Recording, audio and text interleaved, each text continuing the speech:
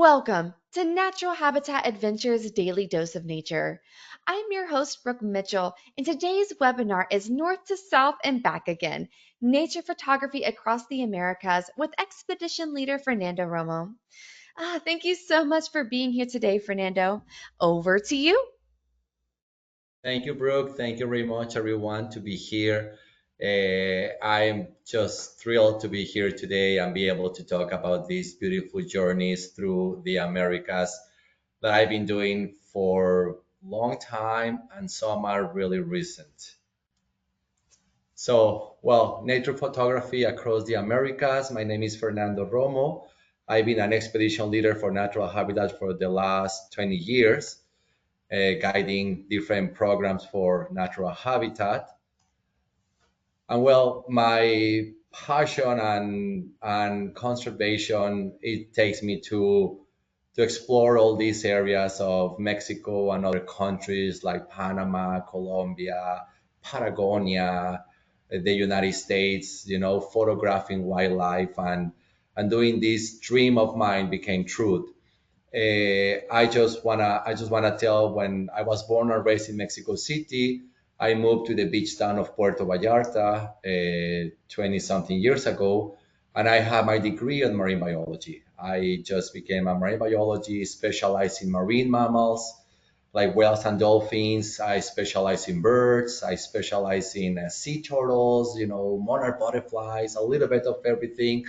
And I'm really, really thrilled with this part of my life that I'm able to explore more of these countries and see how these countries are.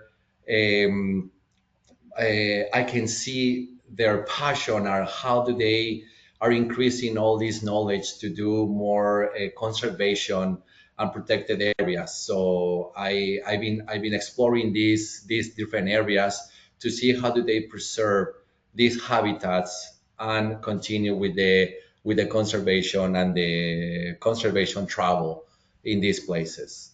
So this is probably a good time to talk, about camera gear, because since this is a photo presentation, I just want to talk about camera gears. They're all good. Nowadays it's all camera gears are made in a different way. They're built in a different shape. But I really think that all brands, or most of the brand cameras, are just good, are just fine. The lenses, the camera bodies are great. So we're not talking about brands this time. What is the best camera really? The best camera is the one you have with you. That is the best camera. The best camera you carry with you, the one you feel comfortable with, and it's taking you to take these beautiful images. Nowadays, for example, we all travel with a camera no matter what. We all do our own personal camera, which is the smartphones. Smartphones has been developing or increasing the quality on the images you can get. So nowadays, with the new phones, with the new smartphones, you can actually control the exposure. You can do the depth of field. You can do macro photography even with the smartphones, and it's always next to you. So some of these phones, they can even take raw images. So why I'm talking too much about smartphone photography? Because this is a really great tool when you travel. You can take a photo and send that photo right away to your friends. Increase the love of nature through a photo is one of my main goals in life, to be honest. This is one of the things I want to do by sharing my photos with fellow friends, with people I travel with. I want to share my photos to be able to spread this love for nature or help them to take these photos is one of my main goals. How do I how did I get into photography really? The real way. Living in Puerto Vallarta, studying marine biology, I got involved in a research program for humpback whales photo identification. So for the last 20 something years, I've been photographing whales. And the reason why I bought my first camera gear, which was a Canon Rebel, which is not a bad camera, but it's just a not as fast camera as the one I have now. I bought it with the only reason to photograph these whales, to be part of this research. So I've been photographing whales for the last 20 years.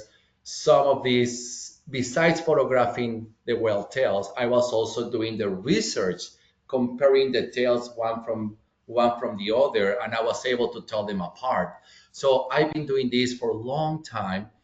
We are a community of biologists working on this, and I'm just did it did it for a long time, and I'm able still to tell some of the whales from the tails if they're males or females, because I know these well from before.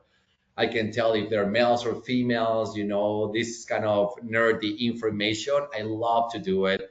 And this is how I get into this is the reason why I got my first camera gear, because of the humpback whales in Puerto Vallarta research. So now let me just talk about the countries I travel, either for my own personal joy or also for the joy to travel with guests. So one of these places that I recently did is Patagonia. Patagonia, it's just a marvelous place. Every mountain is different from the other. The texture, the colors, the landscape photography you can get in this area is just amazing. Either the Chilean or Argentina side, they're both beautiful, stunning places. The colors and everything just blend together to get one of the most beautiful landscape images that you will ever get. This one that I show here, it was taken on the Argentina side. This is a Perito Moreno Glacier. This glacier was named under Pedro Moreno explorer. It's in the Glaciers National Park. And I just want to say that this photo that you see, I took it with my phone. As I said, when I travel with guests, I normally try to focus on their photos. That is the most important thing. Focus on their photos, the prime location to get these images. But I'm always trying to get one or two photos when we're done with that. This is the easiest way to take it is with my phone that I travel with all the time. I just like the wide angle that create on this photo. You can see the mountains, the clouds, the ice field all together, making a great composition in this image here. So another place that we go, this is on the Chilean side, is the Torres del Paine National Park. This park, it was declared as the eighth wonder of the world. So it is considered the fifth place with the most beautiful views in the world. So we're talking about the light and all the composition that you can find here is just beautiful. This massive of formation from different angles, it just gives you a different perspective all the time to photograph all the arounds of this formation. The park itself is just great, a beautiful place to explore and go around, finding a lot of places like this, like this river floating into like this water moving with a beautiful rainbow, these dramatic landscapes on the right hand side, the perspective of the rivers and the mountains. It's just there's a great opportunities to photograph landscape no matter what. Weather is, it's kind of changing sometimes, but normally you have this kind of beautiful weather, location, and the composition and the light all together looks just beautiful. Well, of course, wildlife, it's all over. One of the highlights to see and to photograph in this Patagonia is mountain lions or pumas. Pumas are the most well-spread cat in the Americas. It goes all the way from North America to Patagonia. So you can see them in all this land. However, in this area, in Torres del Paine in particular, these cats are more used to the human presence. They're not like in the open all the time. They're not just waiting for us to get there and photograph. But this is just a good place to photograph pumas in their natural habitat. There are mysterious cats. They are hard to see sometimes, even if they're close to you. They blend so well with the environment that sometimes they're really hard to see. But there's always a chance to get photos of pumas. There's no guarantees, of course, but there's always a good chances to see pumas in the strip. I just want to point something about the lower left photo. Sometimes the pumas are so close to you that that photo that you see on the lower part on the left hand side, this is actually the black part that you see on the right hand side of the photo is the seat of the vehicle where we were. So we were inside the vehicle when I was taking that photo. So you can see how close we were from this puma. And this is actually my first time I saw a puma ever in my life. I was on my first expedition with natural habitat in the Patagonia, and I was lucky to see that puma. We were all crazy and thrilled because just came by the water to drink, came down to drink water. We were able to get these photos beautiful. So, well, other specialties in Patagonia, well, of course, we can see Andean condors, which it was my first time ever. It was beautiful, this pair, male and female, next to a carcass, and also this Andean pygmy owl. I have to tell you that I'm an avid birder, so I've been traveling to different countries just with the main goal to photograph as many birds as possible and to identify these birds. So every time I see a bird, my eyes kind of shine. This pygmy owl in particular, I was looking forward to see it. At my first expedition in the Patagonia, I did not. So my second one, I was with some fellow travelers from Nat Hab, and somebody told me who's not a birder, "Hey Fernando, what is that bird on that beautiful tree in a completely open area?" And I was like, "No way, that's the one I was looking for." So I saw the pygmy owl. I was very happy. We all took a great photos of this pygmy owl, and it was a super good lifer for my own. These are diurnal owls, by the way, so you can see it on daytime. Pretty much, that's the best time to see them on daytime. So another place I visit, this is by my own. This is on the Tierra del Fuego on the Chilean side. This is a refuge or a reserve where you can see king penguins. So these king penguins are inland, of course. They have a little hide or a refuge, so you can see them up close and get these great images of king penguins. I'm not sure if this is the only colony out of Antarctica you can see, but this is one of the closest or the easiest access colony of king penguins you can see in the Chilean side. And well, just to end with the Patagonia information, this is a photo. It's not the best quality photo. It's not as crispy as I want, but we were not ready for this photo. We were just having dinner in a restaurant in Cerro Guido, which is one of the reserves that we visit that we stay during this expedition. And then we saw the Patagonian cowboys just kind of moving the horses from one place to the other. So they were just coming from far away, and we noticed that they were coming. And then we realized that Torres del Paine was just there. So we all stopped dinner. We all came out right away. We were ready. We didn't have the good camera gear on that time. So we had the phones and everything. They were a little bit far, but then we saw the horses just passing right in front of the Torres del Paine, and this is a beautiful image. I love to see the horses and the Torres del Paine on the background, the snow. This photo tells you a lot of information. It tells you where were you, the habitat, and it gives you a lot of information. I love this photo. So other place I travel is Peru.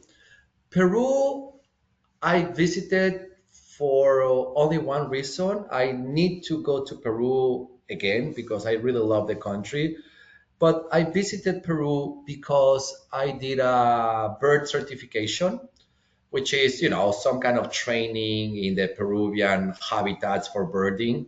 So I went there, stay in the Manu National Park. I'll talk more about this later. But the only place I visit out of my certification time, it was this picture that you see is the Rainbow Mountains. The Rainbow Mountains here, they are on the Peruvian Andes, and it's a beautiful place. It's great. It takes around 2 hours drive from Cusco, and then you have to walk like 3.1 miles in a very steep terrain. But when you get there, the view is beautiful and it's amazing. I have to tell you something about this place. The elevation is 16,000 feet elevation. The highest I ever been in my life, it was in Mexico in the monarch butterfly trip with 12,000 feet elevation. So never been at 16,000 feet elevation. So this is the only place that I feel like altitude. I really feel I feel my legs were a little bit weak. So, but it's beautiful. Highly recommended to go in the Peru nearby Cusco. The photo doesn't make any justice to the colors when you see them there. Well, as I was telling you about, well, I get my certification. This certification took place in the Parque Nacional del Manu, or the Manu National Park, which is one of the most diverse parks in the planet, with almost 1,000 species of birds only in this park. So this is a dream place for birders. We were seeing birds all over around. It has all different ecosystems. It goes from cloud forests all the way to grasslands. So you have all these habitats in between where birds specialize, or they take that habitat, and it was just one bird after the other. It was a beautiful place, highly recommended. It takes a little effort to get there and to do all the different habitats, but it's just great place to travel, highly recommended. Well, some of the birds that we were able to see in this Manu National Park, the mountain toucans, the tanagers, parrots, kingfishers. This is just a tip of the iceberg of the number of birds we were able to see. Other great place that you probably know, or you've probably been there already, is the Galapagos Island. It's like 500 miles from the mainland. Galapagos Island is just one of a kind. It's just a beautiful place. The wildlife is amazing, from penguins, tortoises, sea lions, whale sharks. You have it all. You have the whole package in just one place. The place itself is just beautiful, full of wildlife. This wildlife is not really shy. When we were there during this trip, you have the penguins just right next to you. I mean it. You're snorkeling, and penguins come here just to see what you're doing. Even the cormorants, the what's the name? The ones who can fly anymore. I just flightless cormorants. They were just taking my neoprene. Like, what are you doing here? So they're not shy, and it's just a marvelous place. All different kind of wildlife, marine iguanas, sea turtles. I've never never seen this number of sea turtles in my life. In this photo that you see here now, there's really four sea turtles on that frame. And this is just the ones I was able to get. They were literally everywhere. Beautiful, beautiful place to snorkel, from sea turtles, hammerhead shark, whale shark, all kind of tropical reef fish, all kind of interactions between wildlife like snakes, lizards, iguanas. It's just, there's every place it has something new to show. Every single island is specialized in certain type of animals. Each island has his own turtle, his own kind of raptors or whatever. So just beautiful to photograph. The animals are not shy. This is amazing. The sea turtles were just right next to us all the time. They were not shy at all. One of my personal highlights on this trip that I always dreamed to see is a blue-footed booby. In Puerto Vallarta, I have blue-footed boobies. I've seen them before, but I've never seen or be able to photograph this kind of a diving behavior, diving technique all together at the same time. It was so amazed to be in the water. These blue-footed boobies, they were diving on the water, getting the fish back to the surface. Then one or two boobies triggered the fly again, so it was like making a noise, like a quack quack something. They triggered the fly, so they all fly together again, circle a couple of times, and then again make a little quack noise, like something, and then they all dive at the same time. This was a beautiful moment for me personally. According to what I heard, it's not super rare to see this kind of diving behavior in the Galapagos Island, but for me it was super special because I've never seen them before. And just see these little torpedoes going one after the other, it was just thrill and amazing for me. Marine mammals, bottlenose dolphins, sea lions, humpback whales. We also saw orcas, blue whales. We saw they're not marine mammals, but we saw moonfish or sunfish, one or the other. Then we saw manta ray. So as I said, either in the water, diving, snorkeling, inland, just walking around. During the navigation time, there was always something to see. Highly recommended. One of my very most likely places to be. Well, this is just a little example how close you try to keep your distance. That is on the regulations on the park. But sometimes just they're just there and they just let you get these kind of shots. Colombia is one of the countries I just visited, just recently visit. I was there for a birding tour, and well, Colombia is the number one country on bird species, hosting more than 2,000 species of birds. So this is one of the places that if you like birds and bird photography, this is one of the places that is highly recommended to go. Nowadays, a lot of fincas or community land and private land, they're working on habitat conservation. I'm really happy to tell you that all these communities that were not making a good money, or they were having like a little farms, are not making too much money out of these.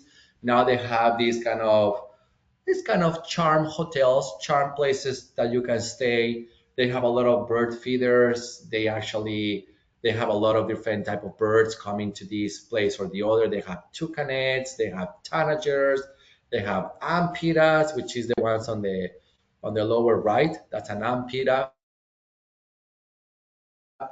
But something that is beautiful, highly recommended, is if you go to these places, you go to these fincas, and the the farm owners, which are, they were farmers before, now they're more into conservation. They kind of feed the ampiras, they kind of train the ampiras to they come in certain areas at certain time. But the way they call them, the way they refer to them, they refer to them like my love, or like chiquita bonita, or because this is in Spanish, of course, like a corazon, like a my heart, or these kind of things. And the ampira just come like this, and they get fed by them. It's just beautiful to see the interaction between the bird and the human that is protecting the habitat for that bird. It's just beautiful to see, and really important that people get an income out of this, that is making a living out of this. So Panama is another country that I've been able to explore a little bit more. I've been on the farther west side of Panama and the farthest east side of Panama, well, one or the other, and I'd be able to explore most of this area in Bocas del Toro, the part of the mountains, the volcano, sorry, and the border between Colombia and Panama. It's a fantastic place to see birds. But there's one bird in particular I want to talk about, and this is the resplendent quetzal. This bird that is also in Mexico, I've never seen them in Mexico. So I was looking forward to see this bird for so many years. I finally saw this bird in Panama like a year ago, and it was just beautiful. The feathers of the male is just a great bird to see. And this bird is really, really important in the Mexican culture. Uh, this bird, it was adored by the ancient groups of Mexico, the Aztecs and the Mayas.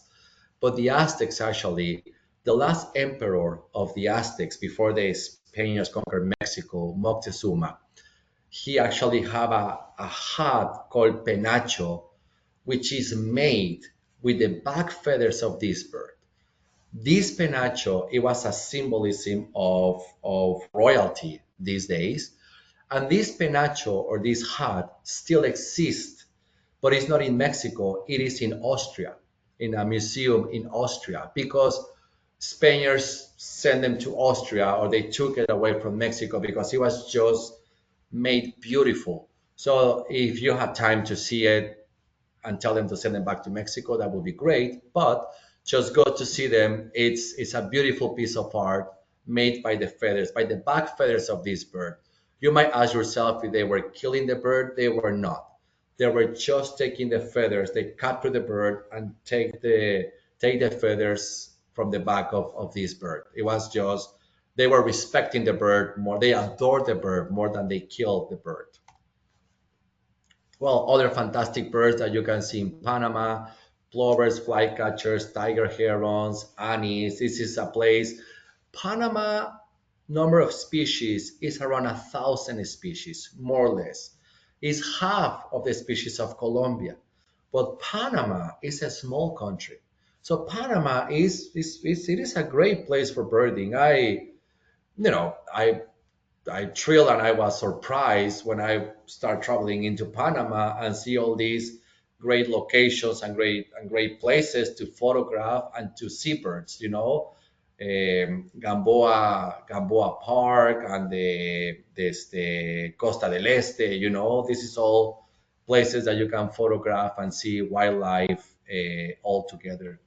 One of the places where I've seen the most sloths, it's in Panama.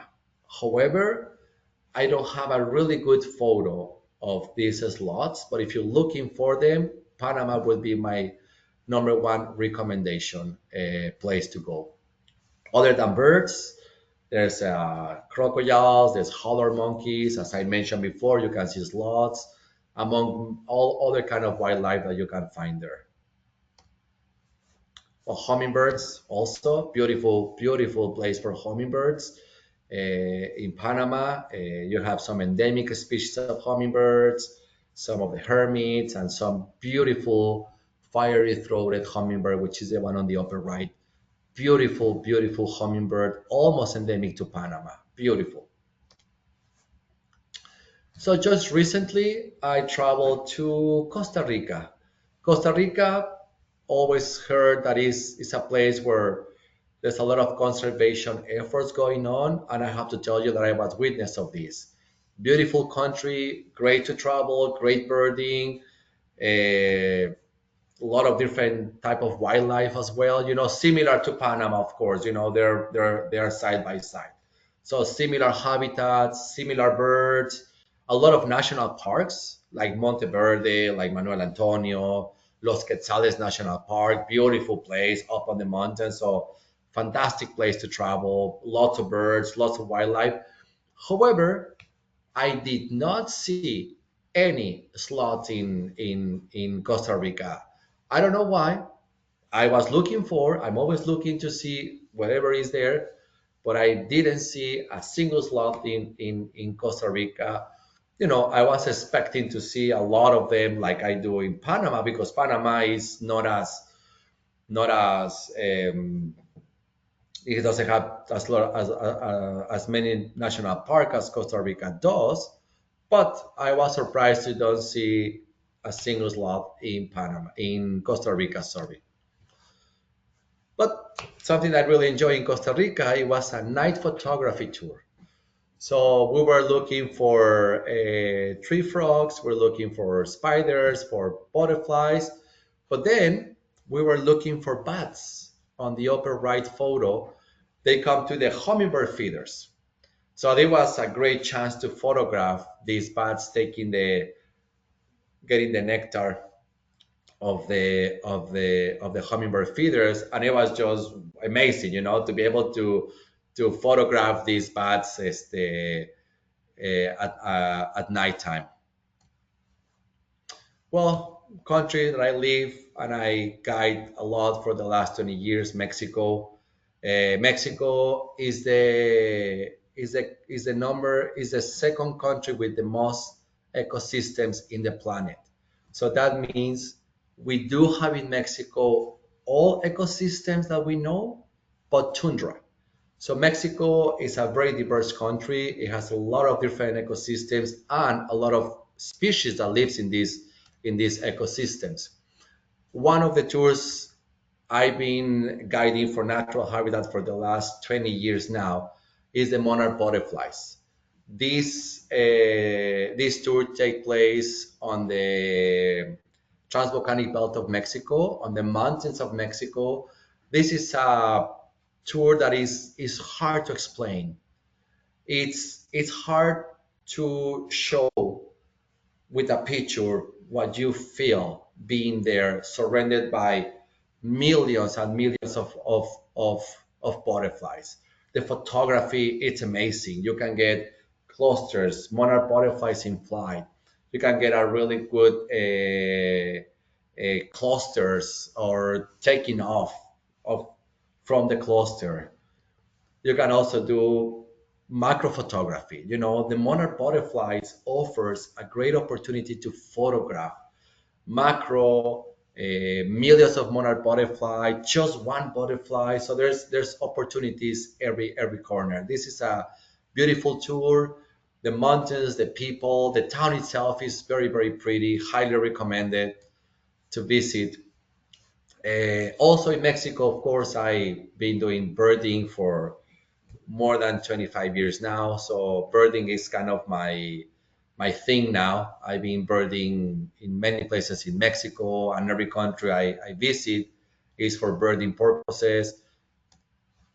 This is just an example of the birds that you can photograph in Mexico and around. Well, more birds. This is great chances to see all kind of birds, pygmy owls, hawk eagles. The one on the lower photo is just great opportunities to photograph birds in Mexico.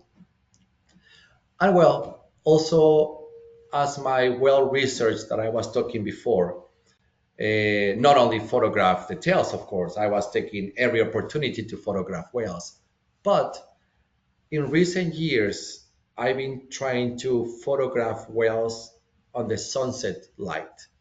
So when the sun comes down, the whales still there, of course, and you're just waiting for the right light to hit on the whale and be able to photograph these whales at sunset light.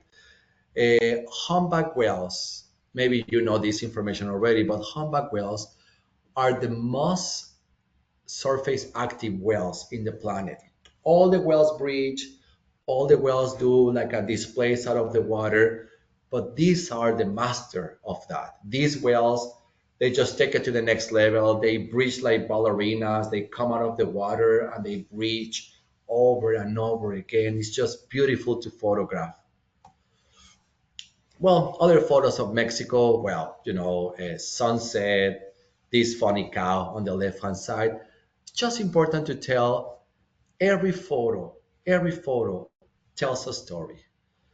It doesn't have to be the most, the crispier photo or the sharpest photo.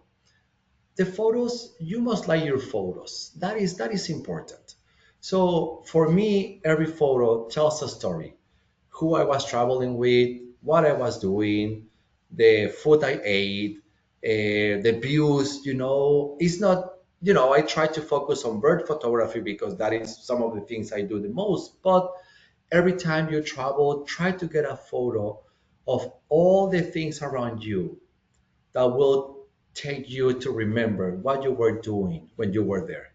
That's something that I really do, and it really works for me. I remember a lot of the guests I travel with, remember my friends, remember this thing or the other. As I said, photos are a great tool to transmit something to others, but also to bring you memories to you, to bring those memories back to you. Well, this is just a cloud that I like. I just photograph in the Yucatan Peninsula.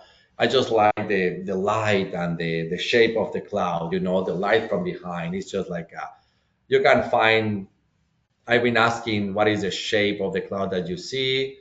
It comes from teddy bears. It comes from, I don't know. You can see what kind of shape do you want to give to this cloud. The United States and Alaska, well, of course, Alaska, part of the US, of course. So I travel to different national parks in the US. I'm really, really like all these places I travel in the US. I went to Red Rock National Park in Las Vegas, Nevada.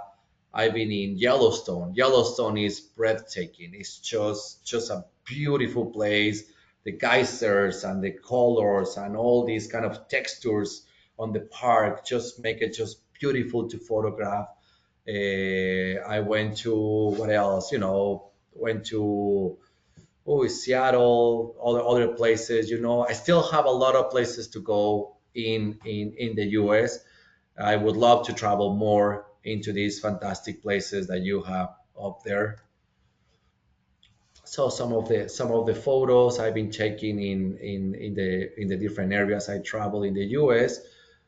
Just recently I traveled to Chicago. This is photos from the Chicago. So I traveled to Chicago because I was promoting a bird tour in Puerto Vallarta. So I was on the same time of the year where there was a cicada season. I don't know if you heard about these cicadas. They are loud. They're loud. So I was birding out of the city of Chicago, not in the city all the time. I was out of the city. And oh my God, just the city and all the way around, it was just loud all the time, super loud. Beautiful place. I will just the last country to talk about it is Canada. I went to Canada one time only with natural habitat. I went to Churchill, Manitoba to see polar bears. Guys, this was fantastic. It was the first time ever for me that I was the farthest north. It was just beautiful. I saw 17 polar bears in one tour. I was like, well, I think I was lucky, 17 polar bears. It was amazing. We saw mothers and calves. We saw solitary bears, and we saw this sparing behavior. The two young males like kind of playing and fighting to each other. That was super cool to watch and to photograph. And well, just I had like seven more slides to go. Very, very, very, very, very quick to go. So I just want to tell you some things about capture birds in flight. Some little tips about how can you get or improve your photography skills when it comes to wildlife. So capture birds in flight. Nowadays, these new cameras we have, we can play with high ISOs to increase our shutter speed, and even with the high ISO do not have a lot of noise on the image. So I will recommend to play with your high ISOs and do your shutter speed the fastest possible, for whatever the light you have, and try to get these photos in flight. It depends a lot on the behavior, on the bird pattern flights. It depends on the daylight, of course, a lot of things, but I've been practicing more on my bird photography in flight. Uh, the bigger the bird, it's a little bit easier. The smaller the bird, you need to have a faster shutter speed because they bend their wings a little bit faster. So you have to keep some things in consideration, but I will encourage you to practice. You might take 1,000 photos, but the 1,001 is going to be good.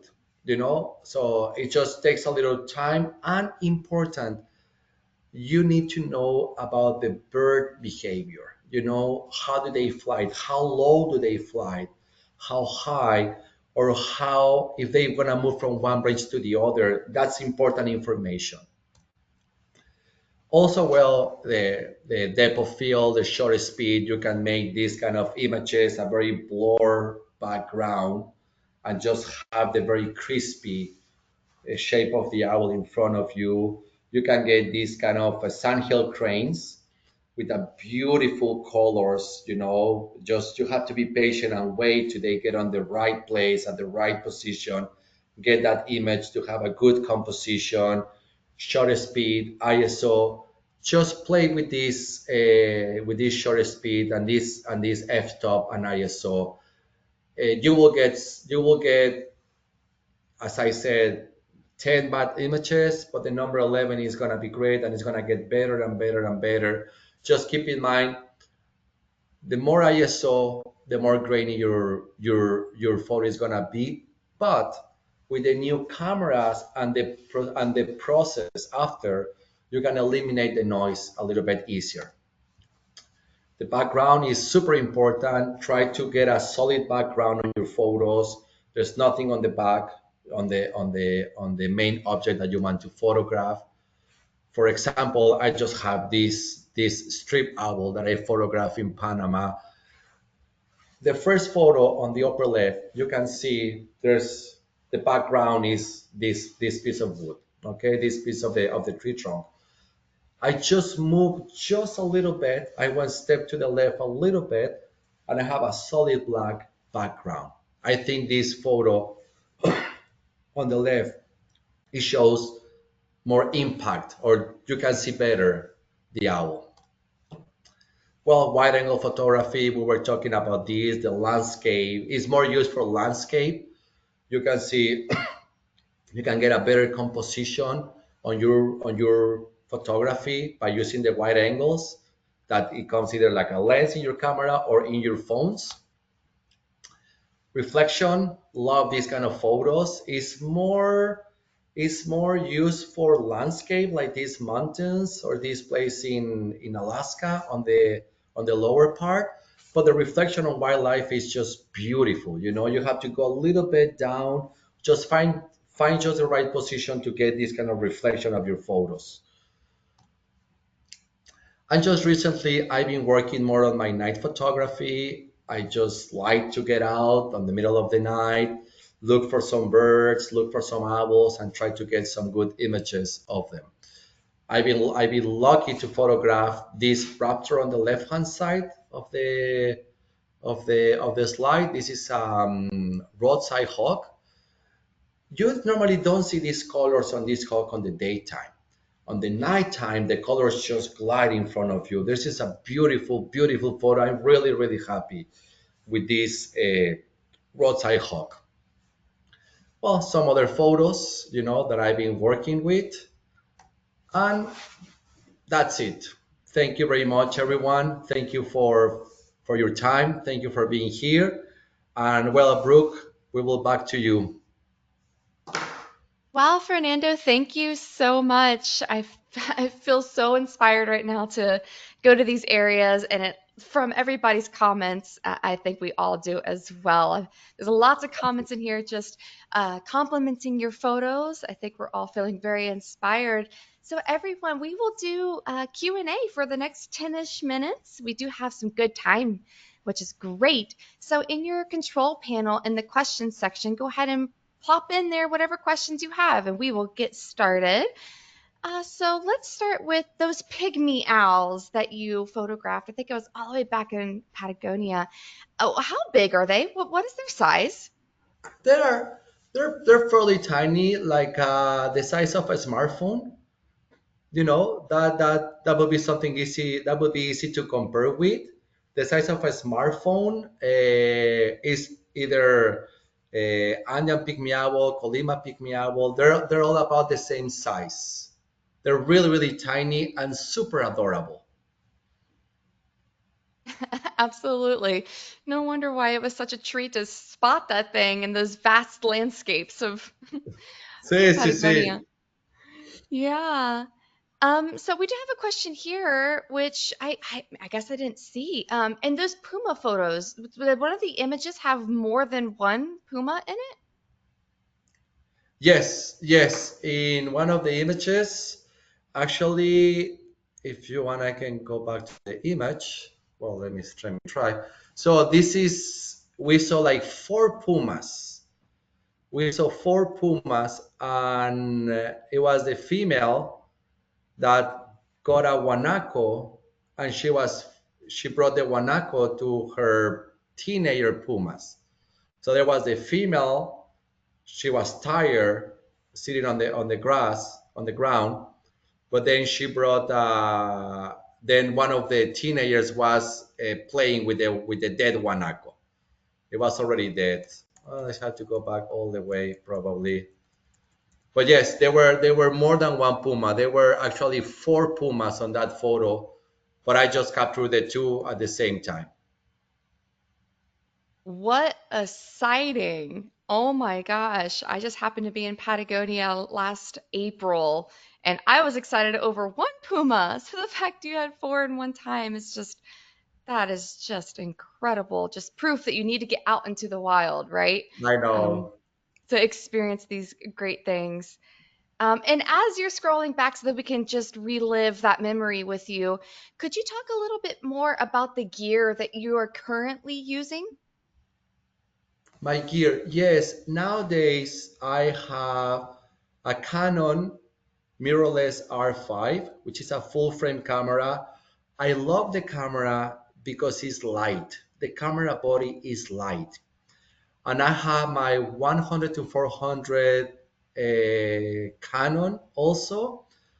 And sometimes I travel with my 800, which is sometimes hard to travel with. I normally have my Canon R5, my 100 to 400, my GoPro for the Galapagos, for example, and my smartphone.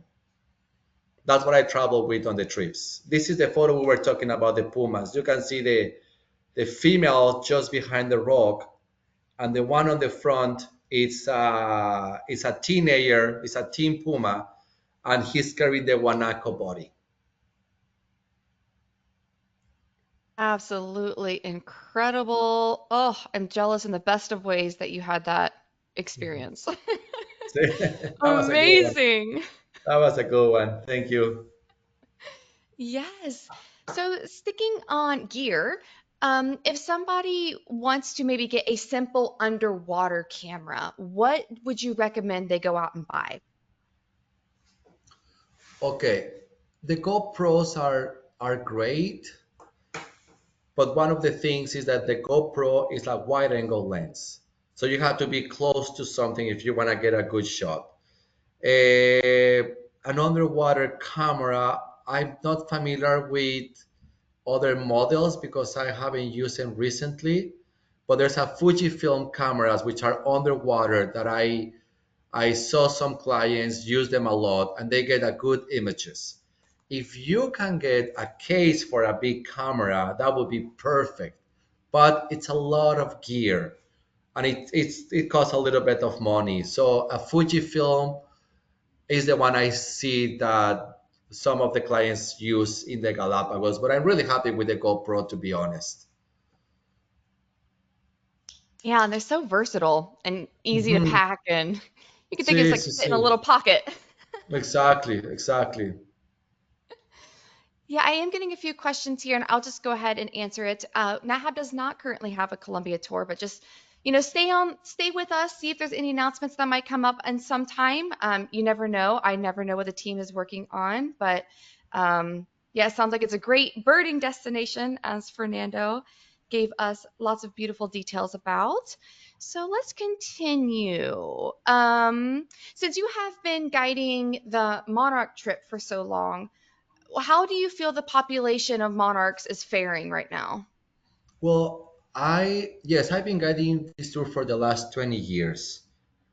And I'll tell you, the monarch population, the monarchs, they have the ability to recover numbers much faster than other species. For example, pumas, tigers, gray whales, blue whales, it takes years, like 10 years, like 100 years, to see an increase on this animals population that I just mentioned before. The monarch butterflies, on the other hand, they can rebound in 2 years, you know? So the combination between good weather, forest protection, and a food source on the migration to the US, that good combination of these three, it will rebound the monarch butterflies from one year to the other. Okay, how's the population now?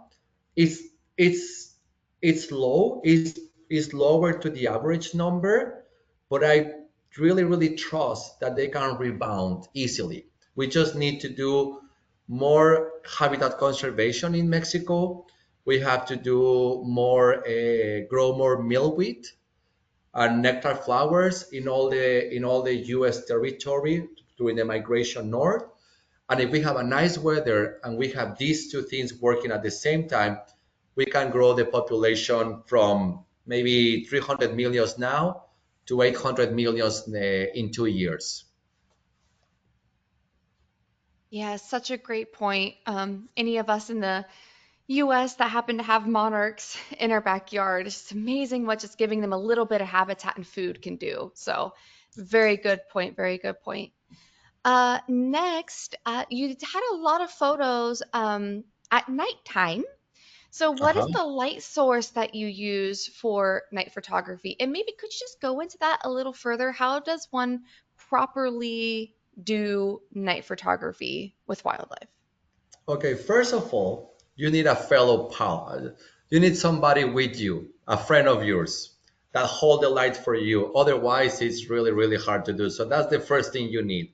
Somebody that go with you into this kind of photography. So I have a lamp, you know.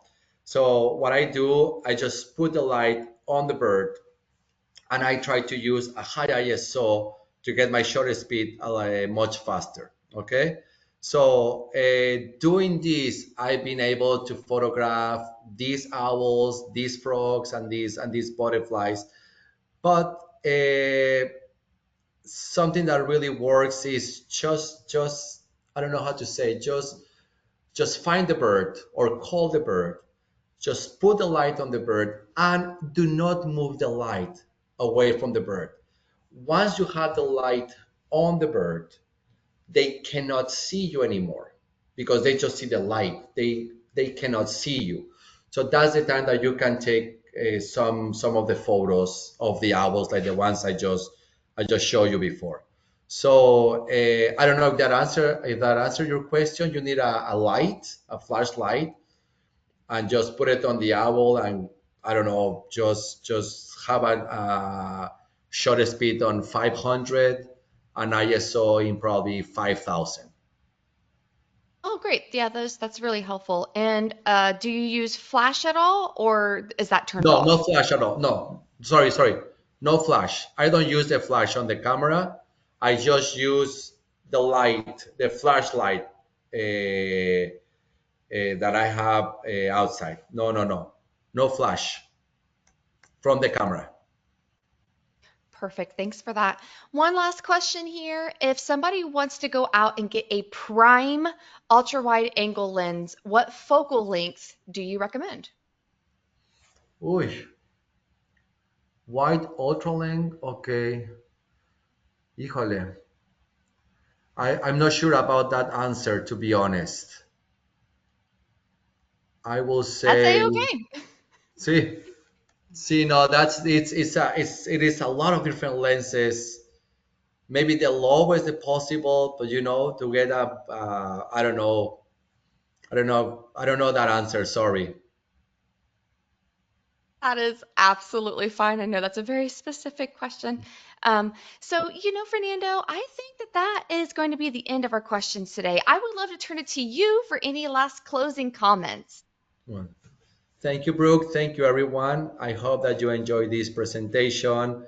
Taking photos is taking me to different parts of the world, and it's taking me to know all different areas, making a lot of friends while I'm taking photos, because when you find somebody else taking photos of the same bird, then you became friends right away. So I just love this photography and be able to share with you.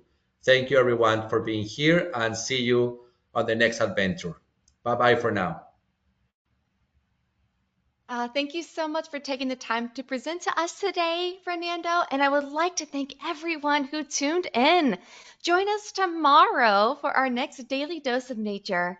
You can check out this week's lineup, including registration links, on our website at nathab.com/webinars. We did record today's presentation, and we will have the replay available on our website soon.